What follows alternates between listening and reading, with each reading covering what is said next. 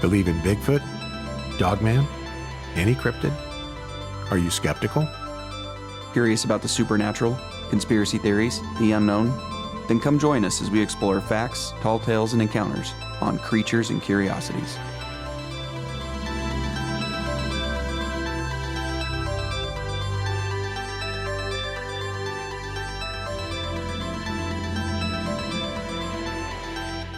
Hello and welcome to Creatures and Curiosities. I'm David. And I'm Jake. And in this week's episode, we're going to be talking about the Enfield Monster, also known as the Enfield Horror.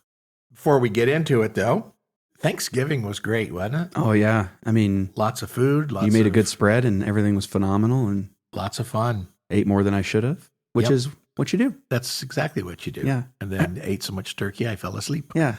I don't know if it was the turkey or the 2 slices of pie and cake I had afterwards. Yeah. And the 5,000 Hawaiian rolls. Yep. With the well, I mean, you have to. You have to. You don't want the cranberry sauce to go to waste. No, God, no. So we're both a little under the weather. You're sicker than a dog. And for some reason, I have the sniffles. So if we're hacking and spewing during this entire it's all part of the experience. episode, you have to bear with us as we try and get through it. So moving into the Enfield Monster. He is also known as the Enfield Horror, but he's not to be confused with the Enfield Creature or the Enfield Poltergeist. When I was kind of doing some looking into this, the Enfield Creature, have you ever seen that thing? Mm-mm. Oh, it's kind of funky. It's a mythological animal, and it's part of like British and Irish folklore. This thing has the head of a fox, the body of an eagle, and the hindquarters of a wolf. Sounds right up my alley. Yeah, so it's like his front legs are winged and the body is feathered right up until you get back into that hindquarter section, and then it goes into dog legs. I love it. Like a big wolf. I love it. And I didn't really get into, what it does and stuff, but clearly it's not a real animal. It's just something that they came up with. That's one of the hard parts about research is you can easily get sidetracked and go down a multi-hour wormhole or rabbit hole. Exactly. Something that has nothing to do with what you're looking at. A lot of the things that we've researched in the past, remember the one episode we did where 90% of everything we found was part of a game? Yeah, it had nothing exactly. to do with, with the creature that we were trying to look into. And this one is similar, that you can research a bunch of stuff and then come up with the fact that, well, this isn't even what we were looking into. Yeah. So the Enfield Poltergeist, now that one, a lot of people would know this one from 1977 to 1979. There was the haunting of that house in Enfield, London. Yeah. And it absolutely tortured that family that lived there.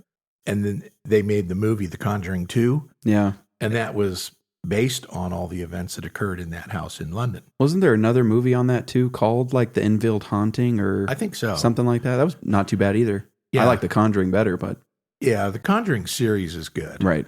And you can't go wrong with that. Yeah. Everything they investigated, the real couple in real life, ended up being in that movie in some fashion. The Enfield Monster that we're talking about is that creepy little thing that in the last episode I said it reminds me of Mike. Yeah. For Monsters, Inc. For Monsters, Inc. Of course, Mike only had, 1 eye and 2 legs instead of 3 legs and 2 eyes, but he's still this little blob of a thing with tiny little he's a creepy little dude. And he just looks like Mike to me for some reason. So this monster is said to be like an ape-like creature. I don't see that. Yeah, I don't know. In every depiction I've seen, it doesn't look like an ape. No. It looks like Mike. Yeah, it looks like a little Monsters, Inc. guy. Yeah. Mike Wazowski. Yeah, Mike Wazowski. But he's gray in color. He's about 4.5 to 5 feet tall. He has this short, stubby type little body with 2 arms extending from his breast area. So kind of not off the side, but more off into the front. T-Rex style. Yeah. He has 3 legs, and they say that one of the legs is smaller than the other 2, which reminds me of the gal that's running down with the 3 appendages with the little nasty foot banging against the your window. car. Yeah. I laugh every time I think of that I love episode, it. how horrifying that would be, the three-legged woman. But this is similar, where he has two like normal sized legs and then one little nastier leg Yeah. that has a smaller footprint to it as well, which we'll talk about later in the episode.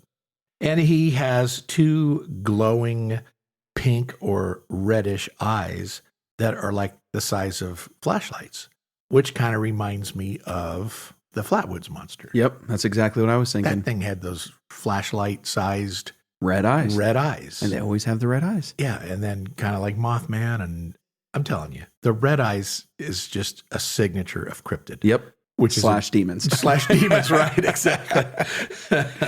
There's just no doubt in my mind. It just has to be that.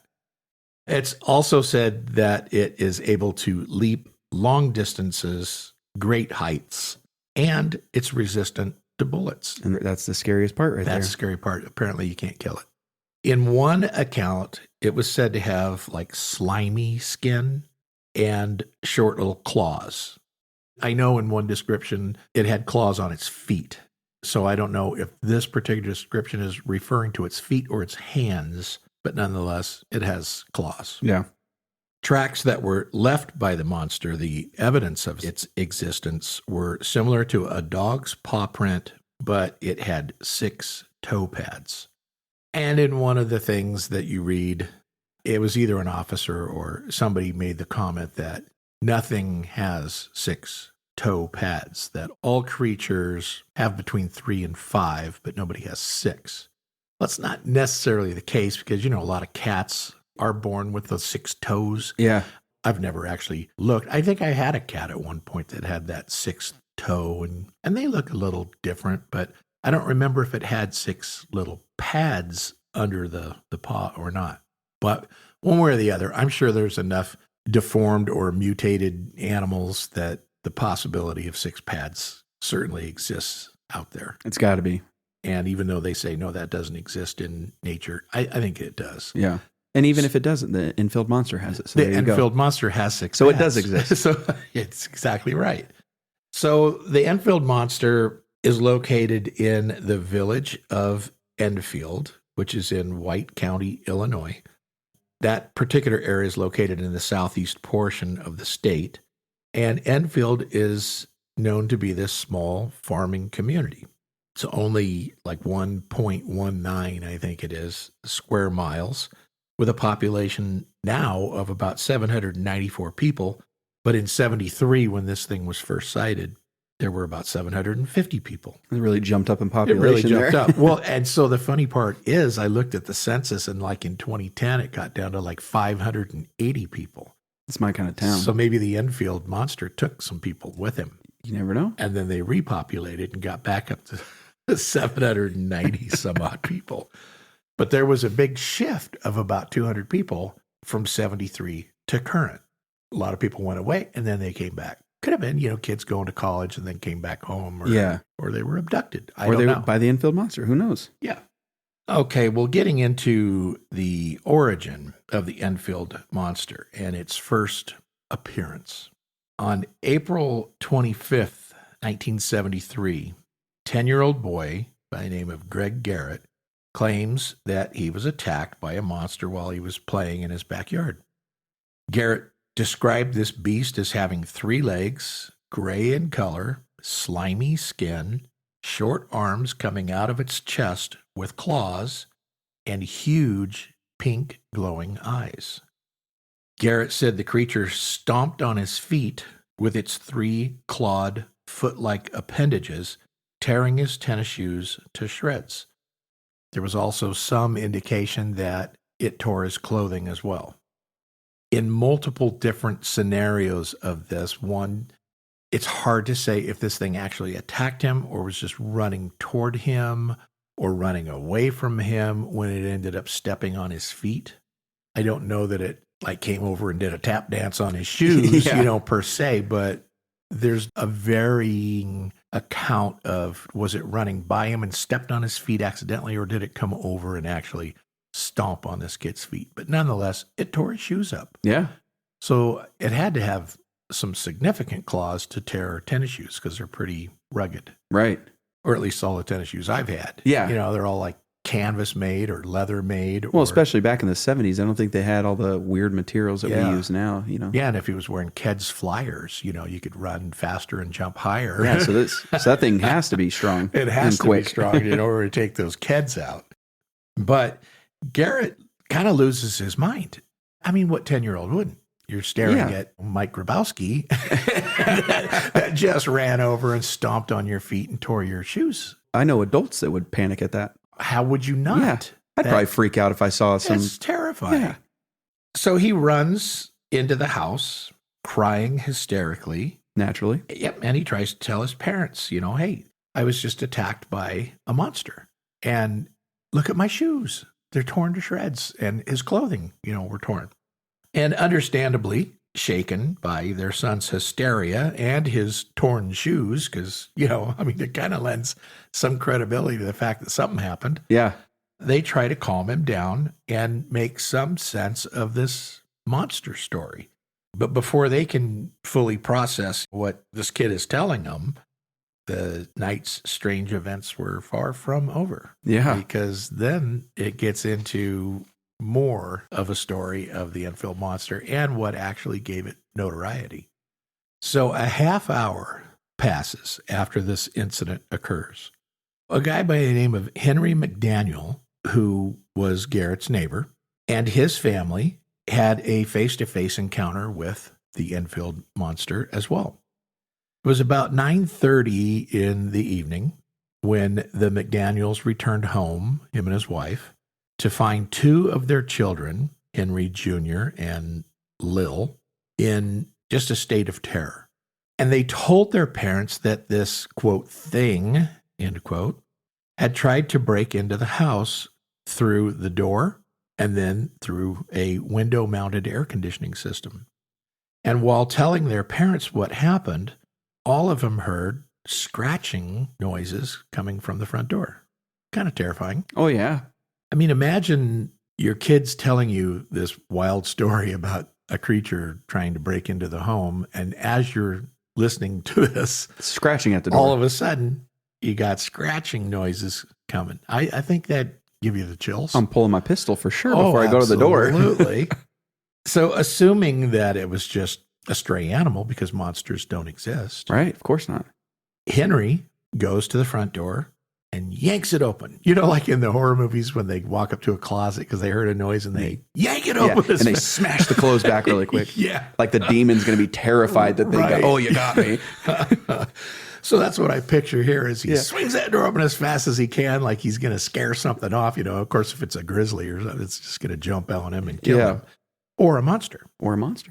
But anyway, he yanks that door open, and they're standing right at the threshold in one story and about 15 feet away in another. So I don't know if it's like right there. But if it's scratching at his door, how could it be 15 feet away? Exactly. So some people get their facts wrong. I think it's standing literally at the threshold of the door. Agreed.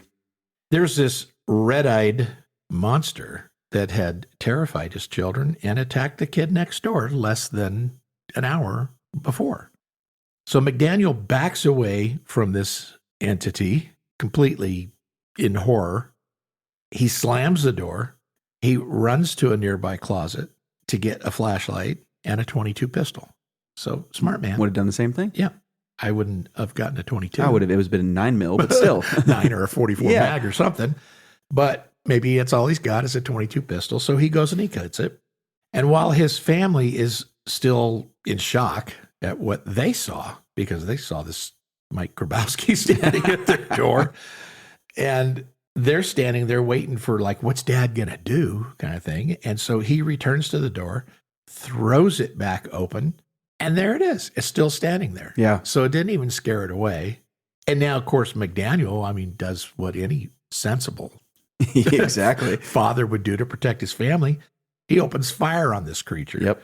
Hitting it immediately, but instead of it falling to the ground, wounded or dying or dead, the monster hissed like a wildcat, which is his quote. McDaniel actually fired a total of 4 rounds at the monster, and he said when he fired the first shot, he absolutely knew that he hit it. Oh, yeah. The next 3, panic and sure, there's no recoil really from a 22, so I don't know why you couldn't stay on target. Yeah. But he wasn't sure if he hit it with the last 3 rounds, but the first one he center punched this thing. I mean, that close with a 22, you'd have to. How can you miss? Unless you're just a moron. Exactly. Exactly. And there are some morons out there.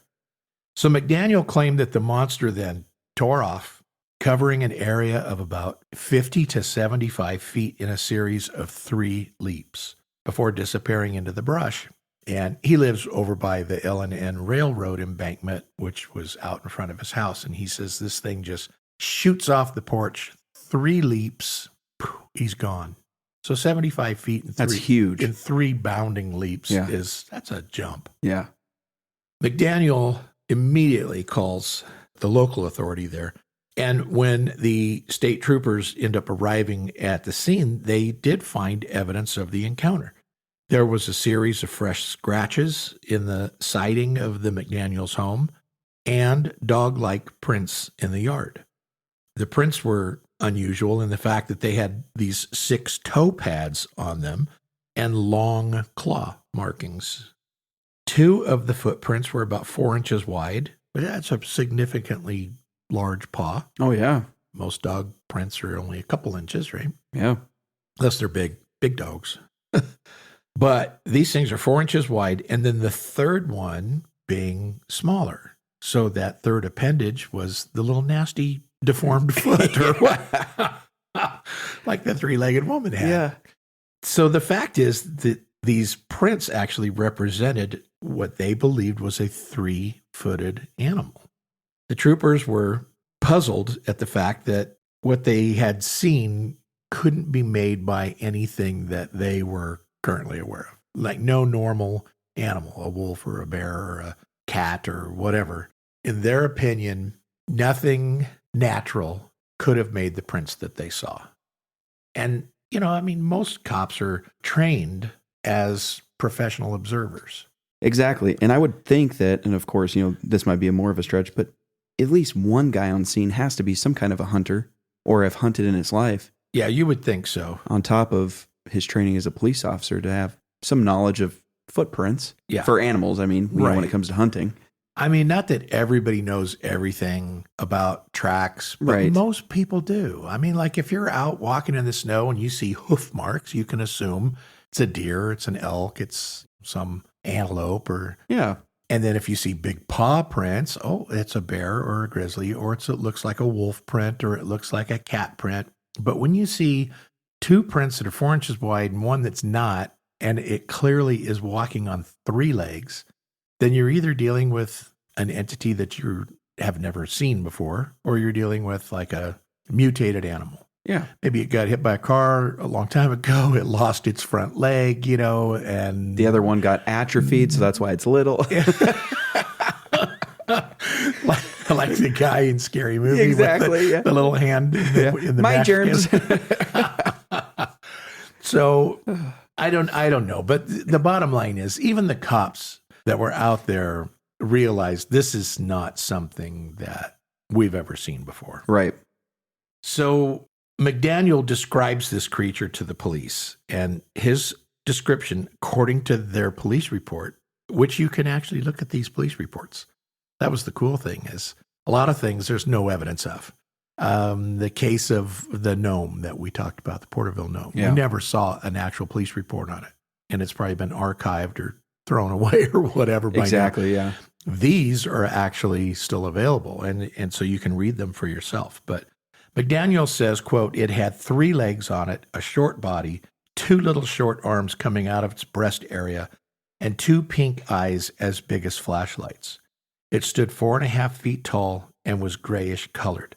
It was trying to get into the house, end quote. So this is what he tells the police. Well, the Garrett kid gave the exact same description to his parents. Exactly. More than an hour earlier at this point, by the time the police got out there. So you have 2 independent people giving the exact same description of some creature that clearly was not misidentification of any known animal. Yeah. That's the way I'm seeing this. State Trooper James Masser, who was one of the responding officers, said that, and this is important, It's and very people are going to important. say, oh, you didn't need to say that. But it is important. It is important. He said that McDaniel was, quote, rational and sober at the time of the reporting of this incident. So it's not like he was hysterical. Hysterical and an odor of alcohol present. Yeah, he's not a drunk. Yeah. What he is a man who saw a creature on his porch and he shot it and it ran away. And he's relating the information in such a fashion that the police officer believed him. And so he literally states the man was rational and sober. Yeah. And for credibility purposes, that's an important statement. Oh, yeah. The Carmi Times, which is a local newspaper, ran a front page story the next day, which April 26th. And the headline just screamed of this, quote, monster attack, instantly capturing the public's imagination.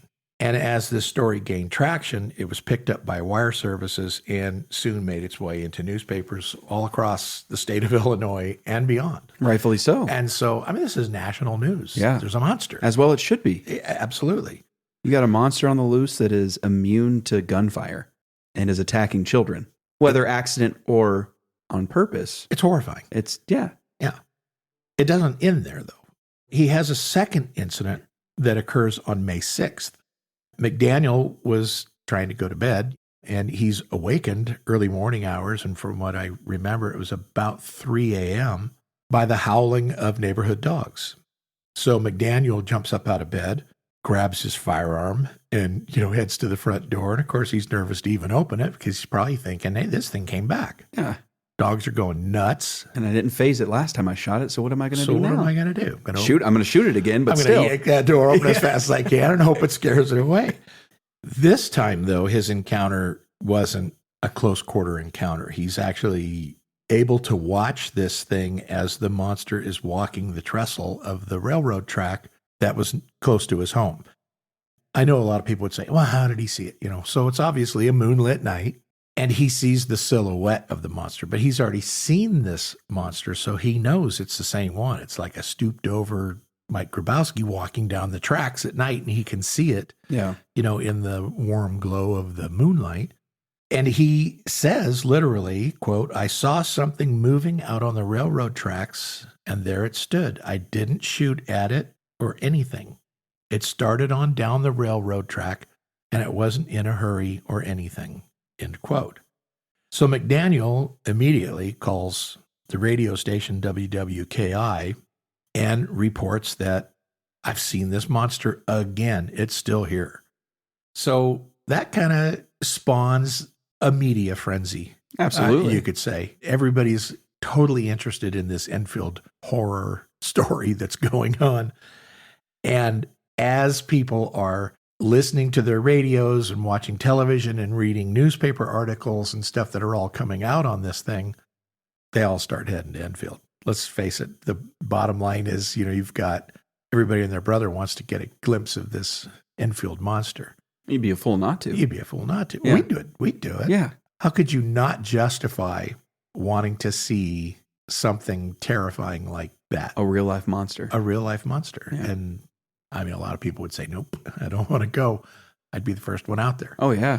But that resulted in additional sightings of these things if you want to jump in and cover those. On May 6th, after receiving the report from McDaniel, WWKI News Director Rick Rainbow, who was in Kokomo, Indiana, went to Enfield accompanied by a radio station client named Ed Phillips and two other guys. And according to McDaniel, Phillips was an avid big game hunter and brought an arsenal of tranquilizer guns and other quote-unquote specialized weapons. So you got a smart guy in the crowd. Yeah, he's got the right idea. Now, I would do the same. I'd be bringing some weaponry with me. But it's kind of already been stated that you can shoot this thing and it just hisses and runs away.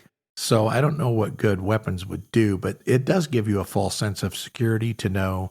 It's like watching Stranger Things when they're shooting the Demogorgons. Right. Nothing's going to phase them, but you got to do it. You got to do it. Unload your AR-15 into it, and even though it's doing nothing, it makes you feel better just before you die. And the only thing I could think of is one, that, and then two, maybe you're thinking, yeah, you probably just missed. You probably thought you hit him because you were panicked and you didn't hit him. Yeah. Yeah, because there's no specific proof that he shot it and it didn't phase it. And you could even elaborate that on more. Oh, you had a 22. So even if you did hit it, did you fully hit it with penetration or did you graze it? And now it's got a nick on its arm. Yeah. And it ran off. That's why it hissed at you. Exactly. So bring the weapons. And if not, you bring the weapons. It doesn't matter either way. So Rainbow Phillips and 2 other men were reportedly in town for 2 days and claimed to have seen the creature in an abandoned building over near McDaniel's house. Rainbow could not get a clear description of the monster because it was in the shadows and had its back towards the men. He did describe it as being gray, roughly 5 feet tall, and stooped over. Rainbow managed to record the ungodly screams of the monster, but that recording was not released to the general public, which... I don't understand why they wouldn't. I don't know why you wouldn't. Because there's physical evidence that it was there. Now, it does, as we get into this a little more, the police do hear it as well. Right. And so it obviously occurred. Rainbow's not lying about it. So why it wasn't released, though, is beyond me. That doesn't make sense because when you hear that at face value, I think 2 things. One, you either thought you recorded it and you didn't. Some people make a little lie so they don't make it appear as a big lie. Like, yeah, I recorded it, and then you realize you didn't. So if you tell people you didn't, people go, well, you're a liar. Yeah. So you probably didn't even hear it. Or because he's a news director, he just wants a good story, and he's full of crap. Yeah. It's one of the 2 when you look at it at face value. At face value. But then you find out, no, he actually had a recording. And where it went, nobody knows. Exactly. Or which is somebody ridiculous. knows, but it's ridiculous. We don't know. Yeah.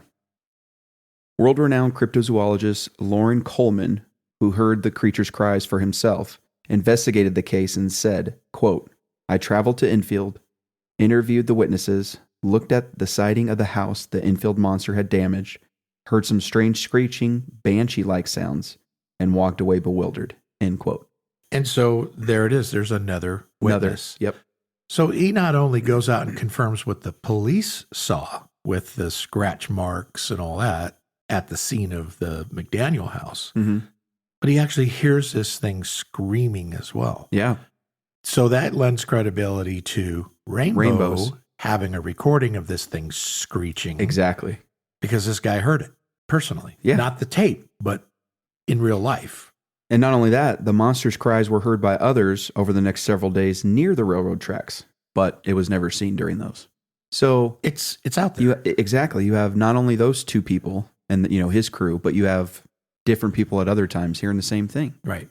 So clearly this thing has a cry or a wail or a screech that is not of the normal realm of an animal. I just still don't understand why you wouldn't release it. I can't take it. Yeah. It's the bottom line. It makes me mad. I can't take it. That should be out there and available to the public so that we can all listen to it and go, oh, well, that's a such and such, or, oh my goodness, that's nothing I've ever heard. Within an hour of it being recorded, it should have been out there. Yep. But it's 1973. And you know what? I bet they were worried about panic and they didn't want to fuel the fire. But this guy's the director of a radio station. Yeah. He doesn't care. So yeah, cause all the panic you want. Yeah. And you got more listeners now. Exactly. It doesn't matter. So there's another incident that happens though. A couple days later, May 8th, 5 men, all out-of-towners, all under the age of 20, drove into town on a mission to hunt the monster. These guys got the right idea. Yep. The men discovered the beast hiding in the underbush and proceeded to open fire on it. But, much like in the McDaniel incident, their bullets were unable to cause mortal injury, and the monster bolted off at a speed in excess of any that a human being could achieve. And there it is. The fact that they found it in and of itself is a miracle.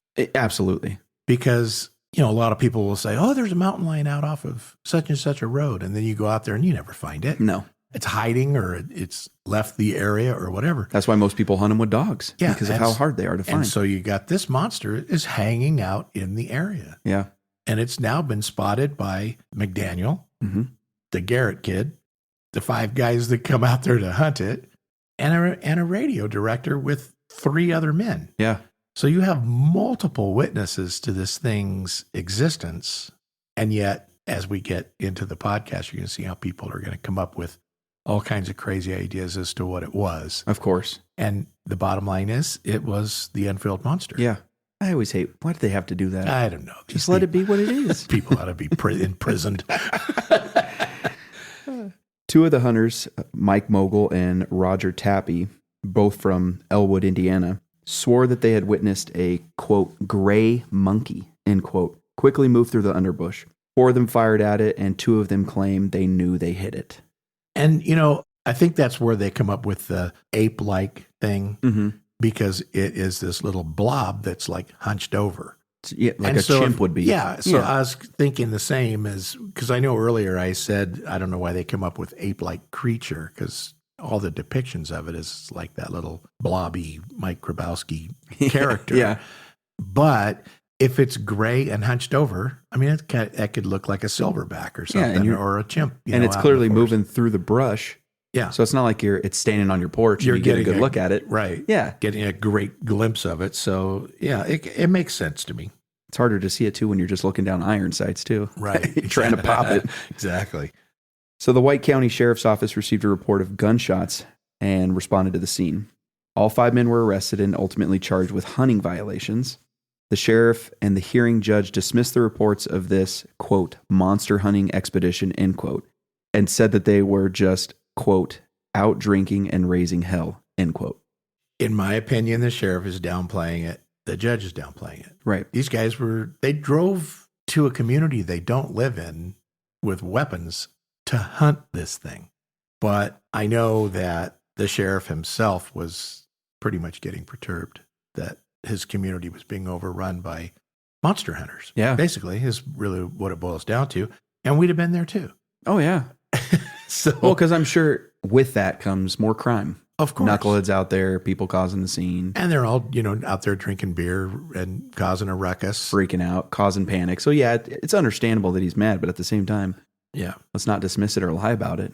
Exactly. Yeah. And I think that's what they were doing, was they were just downplaying what was actually happening in that community. Yeah, because what I would like to know is, did they actually have proof that the men were drinking? Or is it just hunting violations because they were out shooting at, quote unquote, an animal without any permits? Yeah. Well, and we're going to kind of get into that, not the drinking part, but what the sheriff's opinion was on all this. Yeah. But let's jump into, because those are the sightings. Let's just put it that way. You have the original kid that saw it, and that was attacked and had his tattered clothes and ripped apart Poor shoes. You had the McDaniel family, all of which you saw it. Yeah. Right? So you got 2 kids, 2 adults saw it, and he shot at it. Saw it more than once. More than once. Yeah.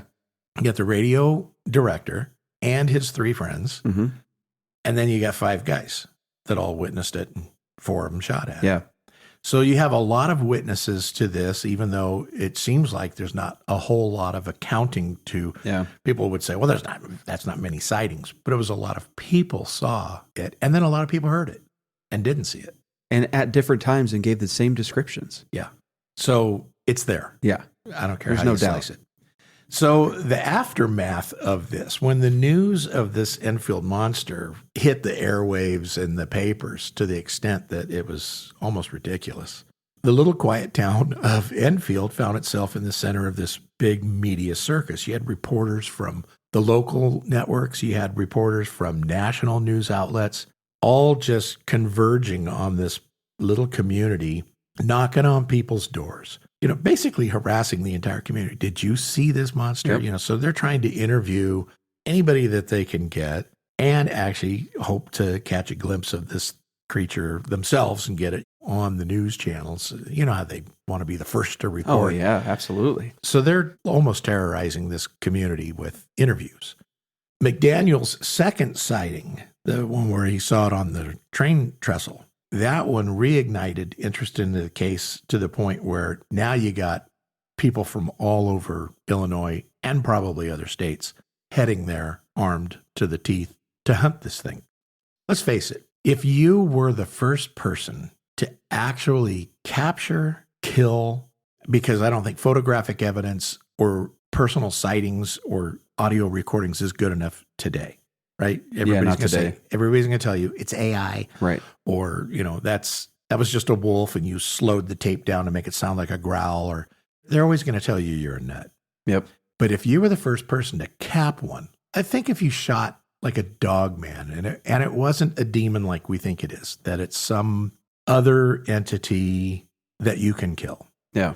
And you now have you have the body of this thing, and they can do DNA on it, and they find out it's not anything of this world. You would be a multimillionaire. Yeah. And so it makes sense that when people hear of these monsters, they collect their firearms and they head off like a vigilante crew to try and take this thing out, because everybody wants that notoriety. You're the first person to pop a Bigfoot. Yeah. Now there's evidence of it. So you're going to be on every talk show. Yep. You're going to write books. You're going to be... The Smithsonian's going to get in touch with you to be able to collect the thing from you. And then you sell it to them for, $5 million or something so that they can put that body in their museum. Right. And because people know that, they are going to converge on communities to try and hunt lizard man or hunt, the Enfield monster or whatnot. And if you're not one of those, then you're of the other class that, hey, that couple towns over, they just had a monster attack a kid. I'm going to go pop that thing. I don't want my kids worried about what they're doing playing in the backyard. Right. Like, we got coyotes on out by our house. Phase, I would shoot coyotes too. Yeah. Like, right. That's what you're going to do. Exactly. So by May 7th, which was actually the day before all of those people, the 5 guys showed up to do their crazy hunting of this thing and popping rounds off. There'd been an interview on the radio station WGN in Chicago. There were articles written in the Chicago Daily News, the Moline Dispatch, the Champaign-Urbana Courier, and the Alton Telegraph. So this is really getting out there and touching a lot of people. So for most of the people in the little community of Enfield, though, this was unwelcomed attention, because now their whole little community is filled with a bunch of strangers, most of them armed, either with firearms or cameras, hoping to catch or kill this creature. The influx of people there posed a real threat to public safety, and the White County Sheriff, Roy Puchard Jr., found himself in this position of trying to maintain order in this town gripped by the fear of the monster. And it wasn't just fear of the monster, because Puchard actually was skeptical that this monster even existed, while other people were convinced, and like some of the officers who went out and actually saw the physical evidence of it. Puchard was like, nah, there is no monster. But he couldn't ignore the fact that all these armed people were pouring into his town. And so he goes out and he tells the reporters, quote, "People around here are afraid to let their kids out at night, not because of the monster. It's because they're afraid that their kids are going to get shot. There isn't any monster," end quote. Right. Well, people don't buy it. Of course not. It's a cover-up. Going to buy it. Yeah. And after the sheriff's office actually arrested those 5 guys on the 8th for firing at this supposed monster, Puchard issues a warning publicly, and he says, "Nothing I know of is in season now, especially monsters." So anybody we know of out hunting monsters, especially with guns, will be put in jail. We're afraid they'll kill somebody. Well, I understand the statement. I understand him going out there doing that. Right. And I think that he should. And I think that's a responsible guy. You guys need to tone it down. You're firing at shadows and you're gonna silhouettes, and it could be a kid. Yeah, you're going to pop somebody. Yeah. So he's trying to tone this down to the extent that he actually threatens to jail McDaniel. And he went to him and he told him, if you don't stop inciting panic by telling everybody that this monster is real and you shot it and whatnot, I'm going to throw your ass in jail. Well, that didn't stop McDaniel. If it was me, I'd do the opposite. I'd make a point to tell the story more. He did. Don't tell me what to do, damn it. And that he did. So he goes out and he ends up interviewing with people, and Puchard could not stop it. And so it did eventually die down a little bit, after people realized maybe they shouldn't just be shooting at anything that they saw running through the brush. Which makes sense. Yeah, it does. Shortly after all the threats were made and people started calming down and whatnot, there were 4 more incidents where people reportedly saw the monster. There's no detail on it, but apparently people still saw it out there. But it did eventually die down to the extent that all these people went home, took their firearms with them, and there were no more rounds being popped off in Enfield. During the research of this, there's more to the story, but I'm going to jump out there and say that I'm not buying it. Yep. So there's potentially related incidents. And I read the police reports on these, and they're pretty cool. I mean, when you're literally reading, especially I think Officer Nash, I think his name was, in his reports, you could see that he believes this wholeheartedly. And he took these people's statements, and there's multiple reports. And as I was reading through all these different police reports and stuff, coming from the perspective that I was in law enforcement and wrote Right. many reports Yeah. myself, you could see that he thought this stuff was real. So we're gonna get into some related incidents, or that people believe are related. I personally don't. I think they have a secondary cryptid going on. Yeah. I think the Enfield Monster was its own entity. That thing disappeared, basically. So 40 years later, it's still not, nobody's seen it since probably around 73 to 76. There's been no more reported sightings of it. There were these sightings that we're going to talk about, but I really believe they got a skunk ape or a Bigfoot, or which are kind of one and the same. But they have some other entity in neighboring communities that have been spotted, and I don't think it's the Enfield Monster. Yeah. But we're going to cover it in case it is, because you never know. Yeah. If some people think it might be, we got to throw it out there. Got to throw it out there. So you want to jump into the Yeah. related incident? Over the span of about 6 months, residents of Illinois in and near the communities of Murfreesboro, Mount Vernon, and Edwardsville reported sightings of a monster. Locals called the creature a number of names depending on where it was seen. The Big Muddy Monster, the Murfreesboro Monster, the Pump House Monster, and it's best known by the name it was given earlier that year, in April, when it was reported down the road in Enfield, Illinois, which is, of course, the Enfield Monster. Yeah. And I'm not buying it, No, but that's what people are saying. People think, yeah. So June 25th of 1973, Randy Needham and Judy Johnson were about to have a terrifying encounter at the Lindell Street boat ramp in Murfreesboro. According to a City of Murfreesboro police report, 19-year-old Randy Needham arrived in person at the Murfreesboro Police Department to report a sighting of a monster. Needham said that he and his girlfriend, Judy Johnson, had been parked by the boat ramp when Randy saw an unknown creature north of the Big Muddy River. Officers Nash and Lindsay responded to the scene. Their report said that Randy was parked on the south side of the parking area next to the woods. He heard a loud screaming sound in the wooded area and observed a large creature approximately 7 feet tall. So it's not 4.5 to 5. Now it's 7 feet tall. Significantly bigger.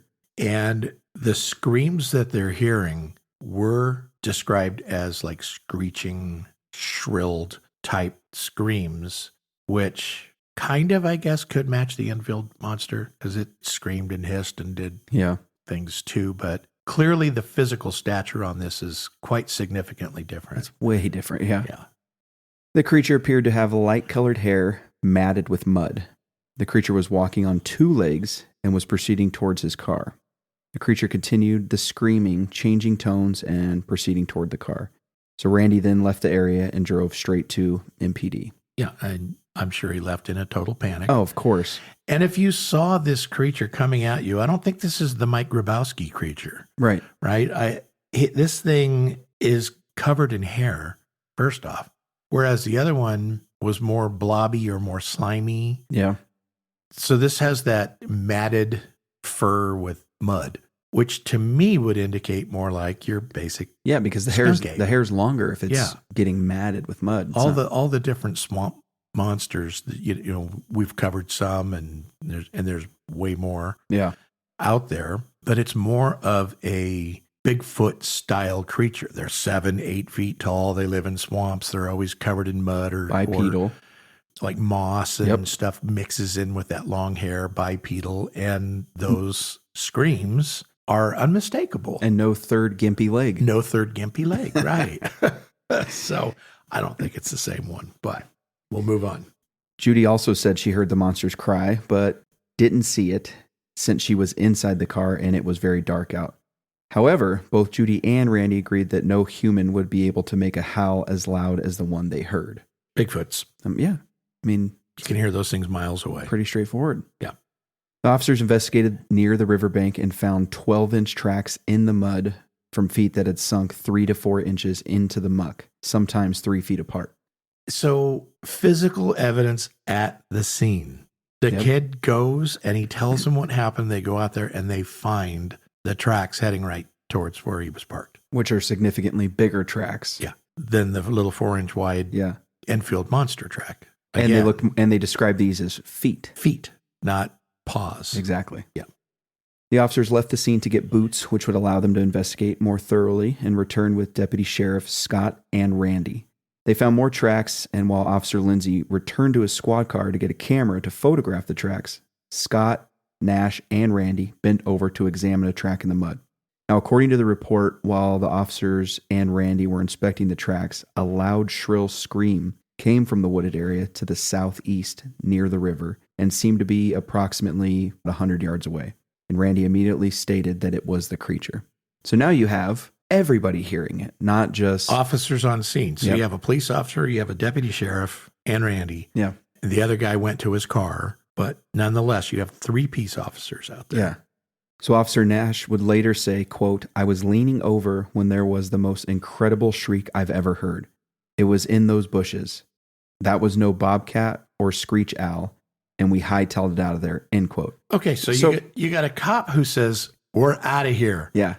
He's armed, but they're terrified. And he's So- also giving the description of other animals that people could say it might be this, right. which indicates he knows what these things sound like. Exactly. You're not just going to say, well, this and that. So something was there. Something was there. There was a creature A there. Bigfoot. And it freaked Randy out. Yeah. It freaked the officers out, and they left. Yeah. Yeah. So there's a creature there. I Yeah. don't care what anybody says. Exactly. Cops were afraid of it and hightailed it out of there. Yes. And like I said, I read the report, and that's what he's getting at. And then it goes on from there.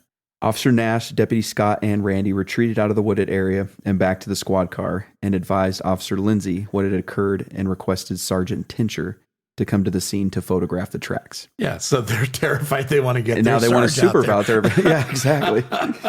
Because when we pop this Bigfoot, we Yeah. want somebody there to witness Yeah, it. and we also don't want the Sarge to make fun of us, so we're Right. going to call him out here in hopes that he hears it too. Right. That's exactly what's going That's on. exactly what's going on. Now, the sad part about it was there was no follow-up to this. I was Yeah. looking for like a supplemental report where Tincher goes out and takes pictures, but no, I didn't find anything. on that. Because you know what happened, right? I mean, let's say you're a sergeant, you have 2 officers, or one officer that you trust, whoever's officer he was.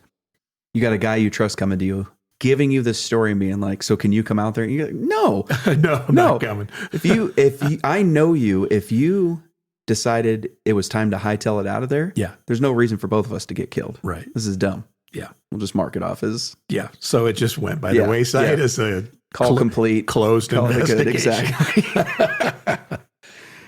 You want to jump into the next one here, or is this still part of that? Okay. So on June 26th, 1973, a day later, 4-year-old Christian Barrel had been chasing fireflies in the backyard when he came running inside the house and screams, quote, "Daddy, Daddy, there's a big ghost out back," end quote.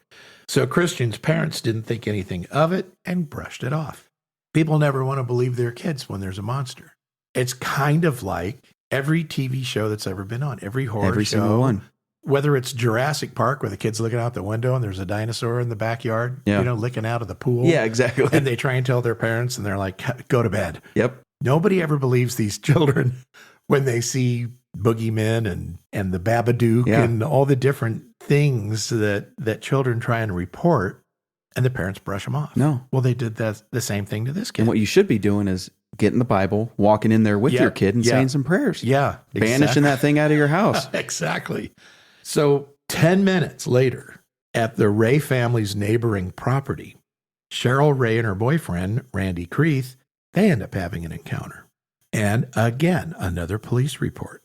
And according to the police report, quote, "Upon arrival, officers were met by Cheryl Ray and Randy E. Creeth, which gave them the following account of what occurred.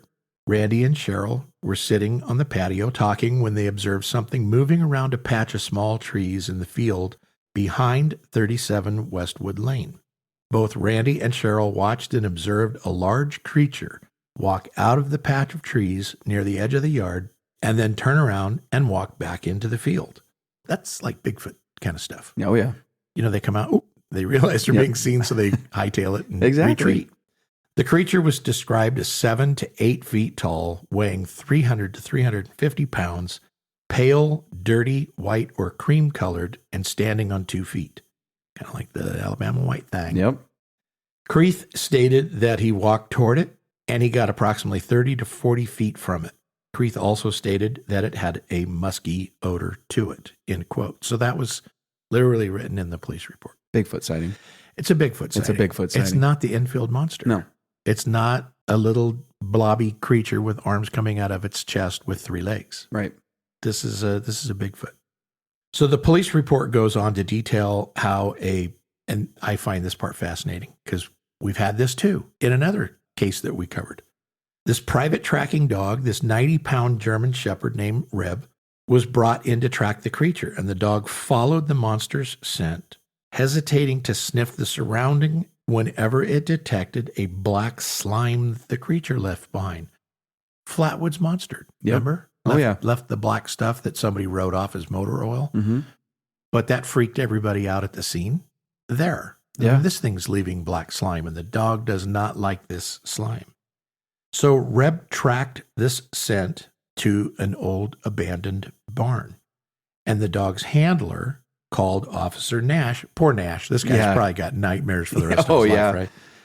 Calls Officer Nash to the scene because the dog will not go in the barn. And that's unusual because dogs aren't usually afraid of stuff. But it's not unusual when you're talking about demonic entities. Exactly. And things. Which we've had other stories where dogs refuse to go. Exactly. I believe our 4th episode, was that Jersey Devil? 3rd or 4th episode? One of those, something like that. Remember the dogs refused? Yeah. Where the guy actually shot it with a cannon or something? Yeah. But the dogs were tracking it and then started crying and retreated. Well, and they didn't want any part of it. And then I was trying to remember, was it the Puckwudgie that the dogs kept freaking out and running away from where it was? Yes. I mean, when the guy was out walking his dog and it emerged from the little bushes or something and the dog cried. The way my dog is, if it freaks out about something and refuses to go over to it, it's got to be evil. It is. Because my dog, it wants to attack everything. Yeah. And when it's not their nature, like some dogs are scared of things. Oh, sure. But these are trained dogs. Yeah. Well, this dog was trained to search buildings. I don't know that it was an attack dog. It was more of a search dog. And it had never been known to refuse to enter any building. But the handler actually was getting irritated with the dog, so he pushes it into the barn, but the dog turns and runs right back out. A smart dog. Terrified to go in after he's tracked this thing to the barn. He's not going to go in there, period. Tail between his legs, whimpering, ain't going in. Well, that's because there's something evil in there. That's exactly what it is. Eventually, and it doesn't say how long, but they're probably standing outside. Nash is probably going, nope, I don't want to go in there. No. I've already heard this thing screaming. I've seen its prints, and I don't want to go in there. But eventually, they muster up the courage to draw their arms and head on into the barn, and they search it, and they don't find anything. So it either ducked out or it has the ability. I've read so much stuff on Bigfoot. Yeah. Where, they could become translucent or they're alien-esque or they're demon-esque or whatever and can disappear or teleport or whatever. Who knows what it is? But the dog tracked it there. It was seen. It was heard. There's tracks. There's black slime. There's all the evidence that leads to it's in there. Then they go in there and it isn't there anymore. Yeah. So your guess is as good as mine as to, where it actually went. But nonetheless, it has to be there. Yep. The dogs aren't stupid. They're not like people. We can get the mass hysteria thing going where you've talked yourself into something exists that isn't there. Yeah. Dogs don't do that. No. Dogs know better. Especially trained dogs. You train your dog to go search a building, the dog does that. Exactly. Unless it's a dog in training, which based on this, it's not a dog in training. It's not, no. And it's a well-trained dog. Never done it before and decided ain't going in. July 2nd in Mount Vernon, Illinois, which is northeast of Murfreesboro and northwest of Enfield, 6 teenagers and a 24-year-old man reported seeing the Pump House Monster in the wooded areas around Casey Fork Creek. 2 of the teenagers were on Toll Road when they saw the creature step out of the brush and into the road. It was described as about 6 feet 2 inches tall with beady eyes and a flat nose, which it's not the Enfield. It's not the So I'm not Enfield. sure why people were attributing I this haven't to figured that Enfield, one out yet either. but we're throwing it in there because they did. Yeah. From the chest up, the creature was bald, but its lower body was covered with hair. The boys said it scared them to death and their dog too. It's not the Enfield Monster. It's not the Enfield Monster. Period. Well, the bottom line here is sightings of creatures and monsters just continued around Illinois all summer. A guy named Bert Miller, owner of Miller's Carnival, reported on July 7th, which is just a few days after this sighting, that several of his carnival workers saw a monster. Yes, probably one of the carnies, yeah. Bearded fat lady or something. But the workers reported twice finding an ape-like creature standing near the carnival's ponies, which were tied up in a grassy area behind the carnival trucks. And the creature appeared to be interested in those ponies. And each time they spotted it, a worker would run to get the boss, only to find that the monster was gone when they returned. So Miller said he had initially been reluctant to report the sightings for fear that it would keep people away from his carnival. You got to make money. And you know what? To me, that's more of a gimmick. Yeah. We have a monster on the grounds. Yeah. And come see the freak show. Sightings of monsters continued well into the fall of 1973. And the Winona Daily News actually reported, quote, "It is a creature that's brought a real kind of Halloween to Murfreesboro, 10,000 citizens. And although the hobgoblin is so far benevolent, because obviously it didn't hurt anybody, no one here has taken any chances. Many have armed themselves, and a good number of God-fearing families decided to curtail traditional trick-or-treating." So they actually refused to let their kids go out trick-or-treating because so many reportings of this monster being out there. But, due to the discrepancies in those monster descriptions, my opinion, flat out, that ain't the Enfield monster. Those are Bigfoot sightings, and people got freaked out because the Enfield didn't just put the two together. Yeah. There's no other way I could describe it, or that works in my head that it had to be that. Just you saw something scary, something else happened scary. It's got to be the same thing. Now, the beauty of the whole thing is this particular area has 2 cryptids. Yeah, that's all. That's the best part. So now we're going to get into explanations of what people think that the Enfield monster. So Skip Murphy's Burrow and Mount Vernon monster. Right. They're not the same. No, those are Bigfoots. But these are what people have come up with on what is the Enfield monster, what it could have been. Which these just tick me off. But and again, every time someone explains something away, it angers me. There's the first kangaroo theory. Okay. So I'm already irritated just at the name of this. Yep. But one of the most popular explanations was that this monster was actually just an escaped kangaroo. So when all this news media flurry was going on about the Enfield monster, a guy that's living in Ohio, his name's Alan Yorkshire, he hears this and he immediately contacts Enfield authorities and he tells them that creature might be my pet kangaroo. Macy was its name. And it had either escaped from his property or it was stolen about a year earlier. So have these guys never seen a kangaroo before? Yeah, apparently not. Like, so does that look like Mike Grabowski? Yeah, exactly. Like, what are we talking about here? It's just stupid is what it is. But some people believe the kangaroo theory had merit because kangaroos can stand about 5 feet tall. They matched the reported height of the Enfield monster. They have powerful hind legs that can explain its ability to make these incredible leaps and bounds. And in the dark, a kangaroo tail might be mistaken as a third leg. Yeah. Well, guess what? They don't have 3 paws. Nope. That are 4 inches wide. Mm-hmm.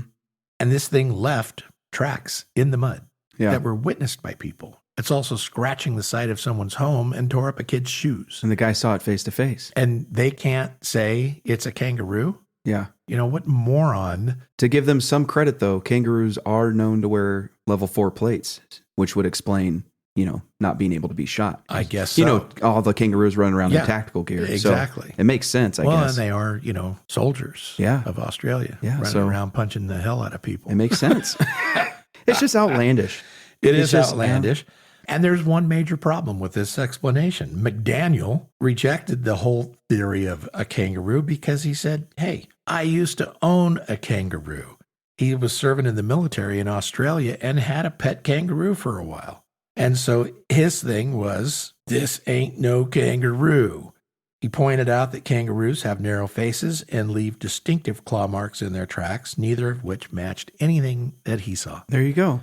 So this is almost as bad as the which like monster was it with the escaped elephant? Oh yeah. It's almost on par with that. Just outlandish. That was the Loch Ness monster. Yeah, that's what it was. Is an elephant bathing. Yeah. Or a giant 40-foot otter. Yeah, you know. So people just never cease to amaze me. And then they get into the wild ape theory. And that theory suggests that the creature was an escaped wild ape. And that whole thing was some anthropology student, was quoted by the United Press International that apes were known to be throughout the Mississippi area during the 1940s. And this is one that just kind of hung around. Yeah, of course. Again, most apes don't have 3 feet with pads and claws. Glowing eyes. And glowing pink eyes. So, and then there's... the extraterrestrial theory. McDaniel suggested that the creature might not be of this world. He told reporters, quote, "If they do find it, they will find more than one, and they won't be far from this planet. I can tell you that," end quote. I guess if you believe in UFOs and extraterrestrials... Right. That makes more sense than the wild ape that's running around Illinois or the kangaroo. Yes. So in the early 70s, UFO sightings were on the rise across America, and the idea of alien visitors was very much in the public consciousness. Enfield Monster's bizarre appearance and seemingly impossible physical capabilities made it the perfect candidate. So sure, I can see that. If that's your thing, that's better than kangaroo. If you don't have an explanation, you just jump to alien, right? That's the go-to. It's still better than kangaroo, though. Exactly. I'll take it over kangaroo all day. Other theories range from the creature being a government experiment gone wrong to a demonic entity. Which is what it was. That's exactly what it was. Yeah. Some even suggested it might be a previously unknown species or a relic from prehistoric times that had somehow survived undetected in the wilds of Illinois. Or it just flat escaped from Disney Studios. Yeah. And it was Mike Grabowski. Yeah, exactly. I mean, why not, right? Might as well. Then there's the social contagion theory, and this one actually ticks me off. And just due to time constraints, I'm not going to get into the whole study. But the bottom line is that in 1978, they had a team of sociologists from Western Illinois University, headed up by a guy by the name of David Miller, who conducted studies on this Enfield monster phenomenon. And what they came up with is that McDaniel's initial reportings created so much fear in the community that they classified it as group hysteria or mass hysteria. Sure. And that people were seeing things that weren't there. And they interviewed a bunch of people, and a lot of people admitted that, well, it actually could have been a dog or a calf or a bear or some other wildlife, that we heard or saw. And that McDaniel was just a nut that was out shooting at shadows. Well, he wasn't shooting at shadows. The thing was on his porch. Right. It just attacked his neighbor kid. And his family saw it. Yeah, and his family saw it, as well as multiple other people. Right. But nope, chalked it up as mass hysteria. Mass hysteria is 8 people, huh? Yeah. Okay, I got it. So that was the social contagion theory. It does, in one respect, offer a rational explanation for the monster, but it does not negate the fact that the people that claim to have seen that creature might have actually seen something. Exactly. So you can chalk it up all you want to hysteria. People saw it. They even recognize the fact that these people saw it or say they saw it. Yeah. But why would they be lying about it? And then the one that really irritates me, I can't help it. Yep. But that little Greg Garrett kid, the little 10-year-old, he needs a spanking, something fierce at this point. He tells Western Illinois University during their interview of him that it was all just a hoax, and he did it to tease Mr. McDaniel and have fun with an out-of-town newsman.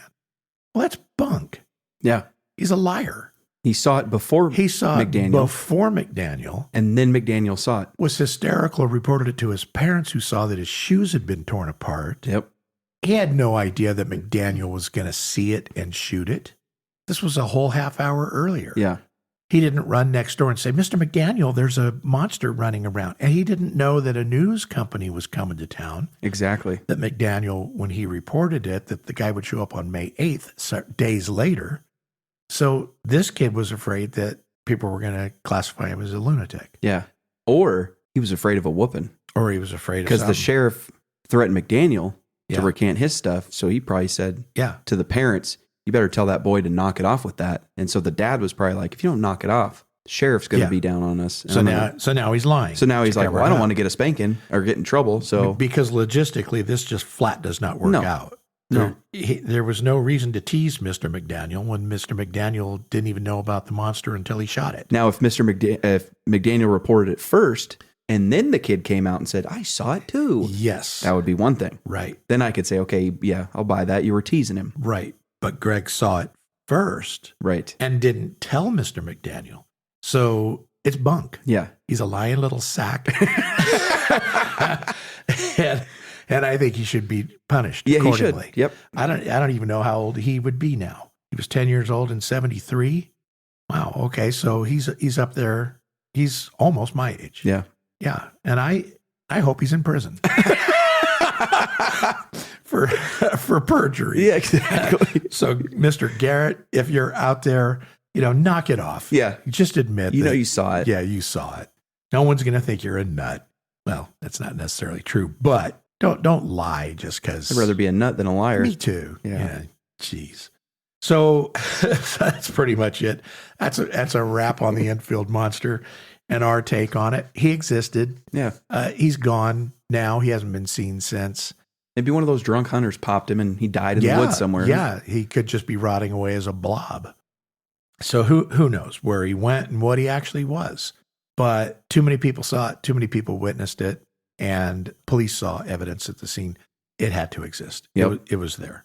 So getting into, we always do a popularity thing, but there really is none. There's no parades or festivals or celebrations dedicated to this little guy.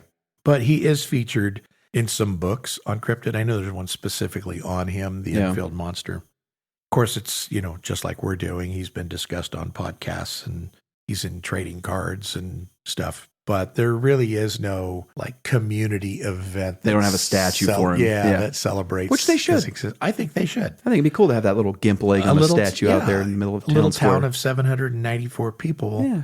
You got to have something. Yeah, you can have a little festival each year for him. Yeah. Get together, a little farmer's market, have the restaurants Absolutely. open up. Yeah, and I'd go to it. Yeah, but they're idiots, and now I won't go there. And I won't go. There's no reason to go to Enfield. Anyway, that has it covered. You got anything else on it, Jake? No, that's pretty well covered, I think. All right. Well, our next episode is going to be our Christmas special. Yeah. And it's on this Icelandic ogre by the name of Grilla. She's terrifying. And her husband and her boys and her pet. And she's a terrifying thing. I love the fact that the whole Norse and Icelandic communities always come up with these things to terrify their children. They love horrifying their They kids. love it. And I like it. Between, like Krampus and Perchta and Yep. Gaud, and there's so many different fables, folklores where these people come out at Christmas time to rain terror Yeah. on children. And what's best about it, too, is it's not just like, they're going to scare you and, you're going to get cold. It's no, they're going to rip your flesh from your skin. Yes. And you're disembowel you Yeah. and eat your liver right in front of you as you're dying. And that's because you didn't do your chores. Yeah. So And this is no different. And when we get to the cat, I love it. her cat Yeah. is awesome. Yeah. So anyway, tune in for the Christmas horror on the next episode. And until then, Thanks, guys. Thanks for joining us today. If you enjoyed the show and you want to help us out, then go ahead and give us a follow, leave us a review, and don't forget to turn on the automatic download button so you don't miss any upcoming episodes. And as always, if you've had any experiences, stories, thoughts, comments, or questions, we'd love to hear from you. Send us an email to cryptidfanatic@gmail.com. Let us know if you'd like to be on the show or just have your story featured during one of our episodes.